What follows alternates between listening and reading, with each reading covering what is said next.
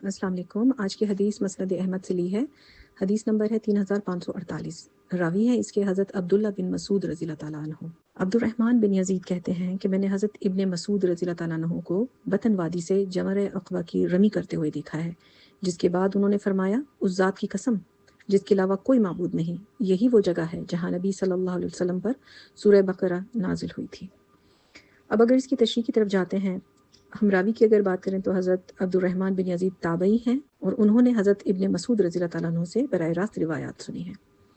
और हज़रत अब्दुल्ला बिन मसूद रज़ी अल्लाह ताला अन्हु जलीलुल क़दर सहाबी हैं, फ़क़ीह और क़ारी भी थे। और जमरे अक़बा की अगर बात करें तो ये मिना में सब जानते हैं 3 जमरात होते हैं जहाँ हाजी कंकरियाँ मारते हैं, और जमरे अक़बा सबसे बड़ा और आखिरी जमरा होता है जिसे जमरे अकबर भी कहा जाता है।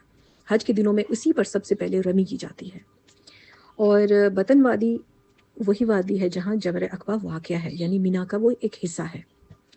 अब इस हदीस में हमें सूरह बकरा के नज़ूल का ये मकाम की निशानदही हो जाती है। हज़रत इब्ने मसूद रज़ी अल्लाह ताला अन्हु की इस गवाही से मालूम होता है कि नबी अकरम सल्लल्लाहु अलैहि वसल्लम ने यहाँ पर क़याम फरमाया था और इसी जगह सूरह बकरा नाजिल हुई थी या उसका कुछ हिस्सा नाजिल हुआ होगा। तो ये रिवायत हमें नबी अकरम सल्लल्लाहु अलैहि वसल्लम के क़याम की जगहों की निशानदही भी देती है और ये बताती है कि सहाबाए कराम रज़ी अल्लाहु अन्हुम नबी सल्लल्लाहु अलैहि वसल्लम के मामूलात और तारीख़ को महफूज रखने में कितने मोहतात हुआ करते थे।